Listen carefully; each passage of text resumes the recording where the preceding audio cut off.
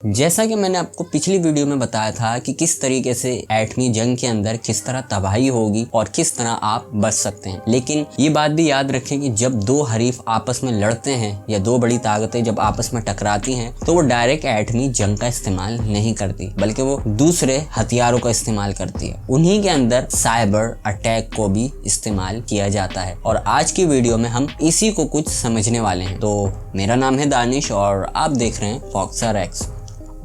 हमें cyber attack war Russia और Ukraine के बीच में देखी गई। जब ये दोनों कंट्रीज आपस में लड़ी तो इन दोनों ने एक दूसरे पर साइबर अटैक भी किए और इसी को साइबर वॉर भी कहा जाता है। इसके अंदर दो हरीफ जब आपस में लड़ते हैं तो एक दूसरे पर वायरसेस अटैक कर रहे होते हैं। ये बात याद रखें कि जब एटमी दो बड़ी ताकतें आपस में टकराती हैं तो वो डायरेक्ट एटम बम का इस्तेमाल नहीं करती या एटमी ताकत को इस्तेमाल नहीं करती, बल्कि वो सबसे पहले अपने दूसरे छोटे हथियारों का इस्तेमाल करती हैं, जैसे साइबर अटैक का इस्तेमाल करती हैं। और साइबर अटैक के अंदर वो एक दूसरे पर मालवेयर, वायरसेस और डिफरेंट किस्म के मैलिशियस को एक दूसरे पर फेंकती हैं। उनका हदफ यही होता है कि बड़े लोगों के जो अकाउंट्स हैं उनके डेटा को चोरी किया जाए और लीक कर दिया जाए या फिर उनके अकाउंट्स को तबाह बर्बाद कर दिया जाए, उनके पीसी को खराब कर दिया जाए। बस यही इनका काम होता है। इसके अंदर बड़े लोगों को ज़्यादा टारगेट किया जाता है। बड़े लोगों जो मोबाइल्स होते हैं उनके लैपटॉप, पीसी को बुरी तरह मुतासिर किया जाने की कोशिश की जाती है और दोनों तरफ यही सिलसिला चल रहा होता है। रशिया और यूक्रेन के बीच में भी ऐसा ही कुछ देखने को हमें मिला था। इस जंग के अंदर जितना भी डेटा होता है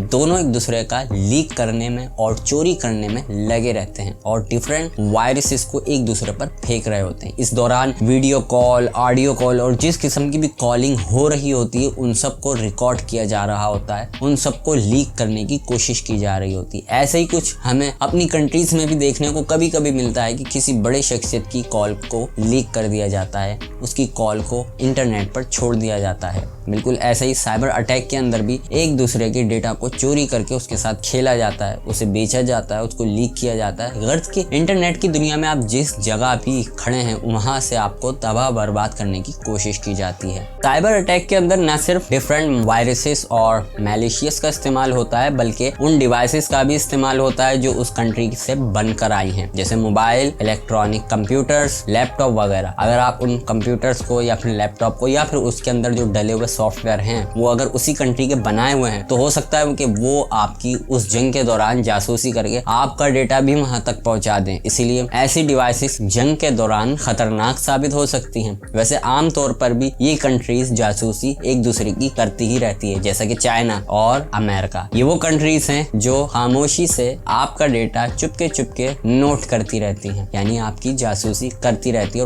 और वो तमाम कंट्रीज की चुपके डेटा नोट करती रहती है। दुश्मन का यही टारगेट होता है कि वो अपने हरीफ को बुरी तरह इंटरनेट की दुनिया में तबाह कर दे और इसी को साइबर अटैक कहा जाता है। साइबर अटैक सिर्फ जंग के अंदर ही नहीं किए जाते बल्कि आम जिंदगी में भी हमें आपको देखने को मिलते ही हैं। जैसे कि आपने एक मशहूर सॉफ्टवेयर का नाम भी सुना होगा, स्पाईवेयर। जी हाँ, इसका काम यही होता है कि सामने वाले के मोबाइल के अंदर जितना भी डेटा है उसे चोरी किया जाए, उसकी कॉलिंग को रिकॉर्ड किया जाए, उसकी सारी बातों को रिकॉर्ड करके अपने ऑनर तक पहुंचाया जाए। और ये काफी महंगा होता है और इसको खरीदता कोई छोटा बंदा नहीं बल्कि बड़े इदारे खरीद, ताकि वो बड़े लोगों की कॉल रिकॉर्डिंग कर सके। इसके अंदर ये परेशान मत हो कि आपका डेटा लीक किया जाएगा या आपकी कॉल्स को सुना जाएगा, बल्कि इसके अंदर वो तमाम बड़े लोगों का डेटा को रिकॉर्ड किया जाता है जो किसी भी मुल्क की अहम शख्सियत होते हैं। हाँ, लेकिन कुछ ऐसी चीजें हैं जिसके अंदर आपकी चीजों को भी रिकॉर्ड किया जा सकता है। जैसे इंटरनेट पर अगर आप असला वगैरह को सर्च कर रहे हैं तो आपको नोट किया जाएगा कि आप असले की खरीदो फरोख्त के बारे में क्यों सर्च कर रहे हैं, कहीं आप कोई टारगेट किलिंग या फिर दहशतगर्दी के अंदर मुलविस तो नहीं। इसके लिए अमेरिका की एजेंसीज आपको नोट कर सकती हैं। ना सिर्फ ये बल्कि अगर आप बम बनाने का तरीका भी ढूंढ रहे हैं तो हो सकता है कि आपको